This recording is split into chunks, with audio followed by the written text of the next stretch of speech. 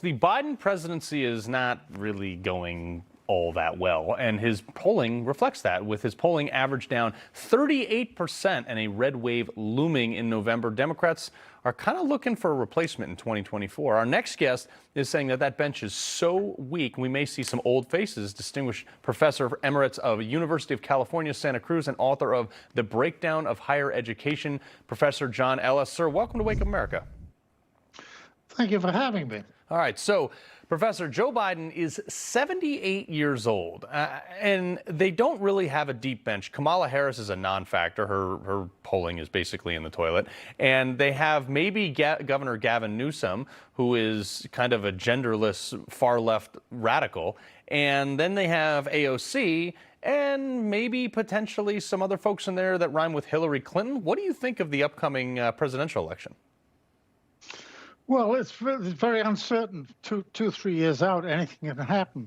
But I would think that as the candidates, present themselves, inevitably, some of them will become more plausible, much more plausible than we think.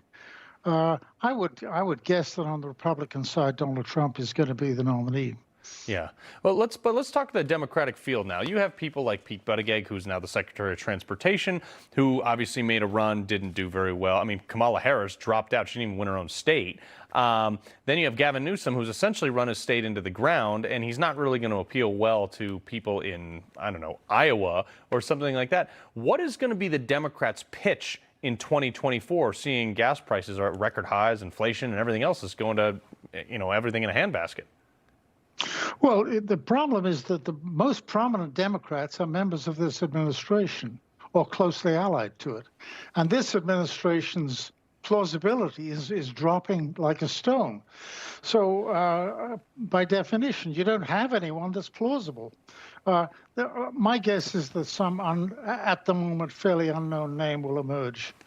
It'll have to be one that's not tied to Biden. Yeah, but let's look at the squad then. If it's not going to be an insider Democrat Party, Hillary Clinton is, I would imagine, tied very closely to that. Let's look at the more radical squad. Now, you have a bunch of people that were elected in largely populist votes from very limited populations in their sector, in their congressional district or whatever.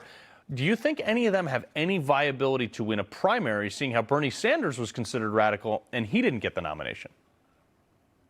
Yeah, I don't see any of the popular names right now being viable. I mean, take Buttigieg, for example. The obvious thing that will happen to him if he tries to run to the presidency is that his competence, his track record as Transportation Secretary will kill him immediately. And that's pretty well true of any member of the Biden administration. Yeah. Newsom, as you were saying, Newsom has run California into the ground. It'll be really easy to run a campaign against Newsom. Yeah. Very simple. But at this point, sorry, go ahead, sir. Done. All you have to do is cite what he's done. The figures for people leaving California, the crime rates in LA and so on. My guess that the Democrat nominee for 2024 is an as yet unknown name. Wow. So, sir, let me push back on you a little bit on that, though, because, look, you're talking about the fact that they're easily beatable based on the issues, but Joe Biden was in the Senate for he was in government for half a century, had no accomplishments, was wrong on every major issue, was even denounced by his former president, Barack Obama, who, as somebody who don't underestimate his ability to screw things up, and I'm ad-libbing there. Yeah. So do the issues really matter, or is it just, a Democratic pawn? Well, Biden was a special case, a case of total panic on the Democratic side that the likely nominee was going to be Bernie Sanders.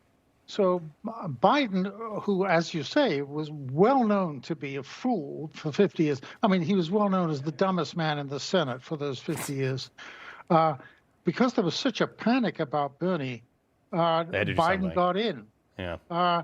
But in a normal situation, I mean, I just think all of these members, cabinet members of Biden, none of them are viable because they'll be tied to Biden's failure. Right. Yeah. So no, that. My guess is there is a governor or a senator who no one's yet talking about who will emerge late in the game. Yeah. Sir, John Ellis, we appreciate you being here on this. We appreciate your insight.